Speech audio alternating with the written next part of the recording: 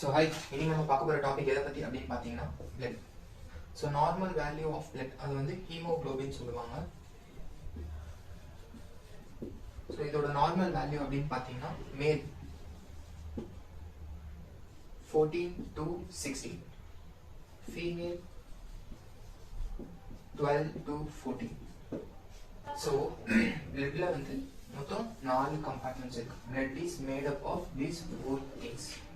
The first one is RBC, WBC, platelets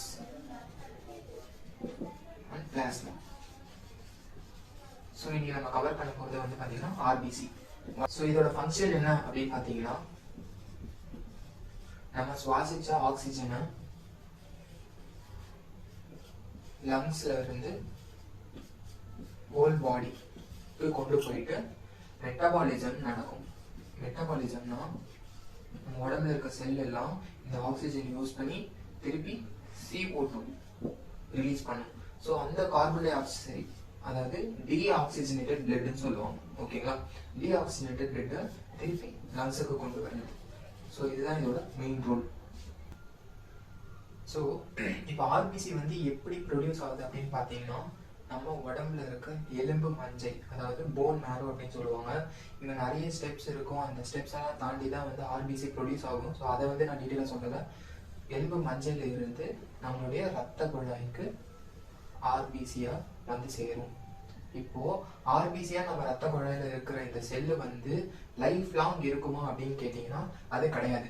so இதோடைய ஆயுட்காலம் வந்து என்னன்னு பார்த்தீங்கன்னா 120 days, 120 நாள் வந்து இதோட ஆயுசு. ஸோ அதுக்கப்புறமேட்டுக்கு வந்து இது ஓல்ட் ஆகி பழசாகி இல்லை டேமேஜ் ஆன செல் எல்லாம் என்ன ஆகும் அப்படின்னு பார்த்தீங்கன்னா ஸ்ப்ளீனு, லிவரு, கிட்னி இந்த 3 இடத்துலையும் போயிட்டு பிரேக் டவுன் ஆகும்.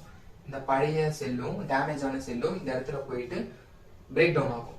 எப்படி பிரேக் டவுன் ஆகும் அப்படின்னு பார்த்தீங்கன்னா ஹீமோகுளோபின் வந்து ஹீம் தனியாகவும் குளோபின் தனியாகவும் பிரேக் டவுன் ஆகும். அடுத்து இந்த குளோபின் என்ன ஆகும் பார்த்தீங்கன்னா அமினோ ஆசிட்ஸா மாறும். அமினோ ஆசிட்ஸா மாறி திருப்பி நம்ம ரத்த குழாயில டிராவல் பண்ணி எங்க போகும் அப்படின்னு பாத்தீங்கன்னா அகைன் டு த போன் மேரோ, எலும்பு மச்சை. இந்த ஹீம் என்ன ஆகும் அப்படின்னு பாத்தீங்கன்னா ஒண்ணு வந்து பிலிரூபின், இன்னொன்று வந்து பாத்தீங்கன்னா அயன். ஓகேவா?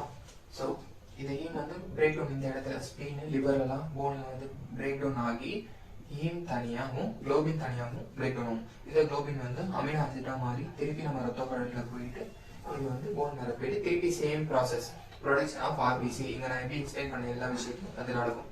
செகண்ட் திங், இந்த ஹீம் வந்து பிலிரூபினாவும் அயனாவும் பிரேக் டவுன் ஆகும். இந்த பிலிரூபின் அயன் வந்து பார்த்தீங்கன்னா டைரக்டா நம்ம பிளட்ல இருந்து கலந்து அதோட வேலையை செய்யாது. ஸோ அது என்ன பண்ணணும்னா லிவருக்கு போகும். ஃபார் எக்ஸாம்பிள் இதை வந்து லிவர்னு வச்சுக்கோங்க. அயன் வந்து லிவருக்கு போயிட்டு டிரான்ஸ்ஃபெரினா மாறும். டிரான்ஸ்ஃபெரினா மாறி பிளட் ஸ்ட்ரீம்குள்ள போயிட்டு போன் மேரோவை ரீச் ஆகி சேம் ப்ரொடக்ஷன் ஆஃப் ஆர்பிசி நடக்கும். இந்த பிலிரூபின் வந்து என்ன பண்ணணும்னா லிவர்ல போயிட்டு அங்க இருந்து நம்ம லார்ஜ் இன்டெஸ்டைன், ஸ்மால் இன்டெஸ்டைன் வழியா ஃபீசஸ் அதாவது மோஷன் வழியாகவும் யூரின் வழியாகவும் வெளியே வந்துடும். இது மட்டும் இல்லாம நம்ம கன்சியூம் பண்ற நியூட்ரியன்ஸ் எதெல்லாம் வந்து ஆர்பிசியை ப்ரொடியூஸ் பண்ண ஹெல்ப் பண்ணுது அப்படின்னு பாத்தீங்கன்னா amino acids, vitamin B12, folic acid, iron. So நம்மளுக்கு ரத்தம் கம்மியா இருக்கு அப்படின்றப்போ நம்மளுக்கு கொடுக்கப்படுற மாத்திரை எல்லாம் வந்து இதுதான் amino acid, vitamin B12, folic acid, iron. So இது எல்லாமே வந்து நம்ம ரத்த குழாய் வழியா போன் மேரோக்கு டிராவல் பண்ணி போயிட்டு ஆர்பிசியை ப்ரொடியூஸ் பண்ணுது. ஸோ இப்போ ஃபைனலா ஹீமோகுளோபின் ஏன் இம்பார்ட்டன்ட் அப்படின்னா, ஸோ இப்போ நம்ம எல்லாருக்கும் தெரியும் ஹீமோகுளோபின் தான் வந்து ஆக்சிஜனை ஹோல் பாடிக்கு கொண்டு போயிட்டு சர்க்குலேட் பண்ணுது. ஓகேவா? ஸோ இப்போ ஃபார் எக்ஸாம்பிள் ஒரு ஆர்கன் எடுத்துப்போம். Let's take heart. கேமரா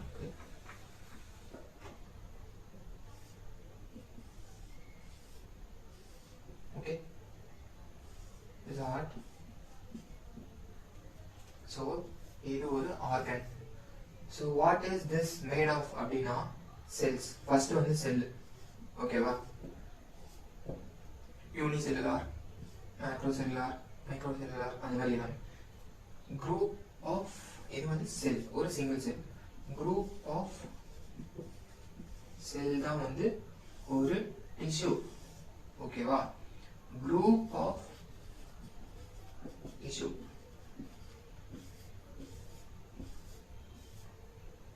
இது ஆர்கன். ஸோ அப்போ ஆர்கன் எங்க இருந்து வருது? செல்ல இருந்து தான் வந்து ஆர்கன் உருவாகுது. அப்போ இந்த ஆர்கன் நல்லா இருக்கணும் அப்படின்னா செல்லு நல்லா இருக்கணும். செல்லு நல்லா இருக்கணும்னா செல்லுக்கு வந்து நல்லா ஆக்சிஜன் சப்ளை தேவை. அப்போ செல்லுக்கு ஆக்சிஜன் சப்ளை எங்க இருந்து கிடைக்குதுன்னா ஹீமோகுளோபின்.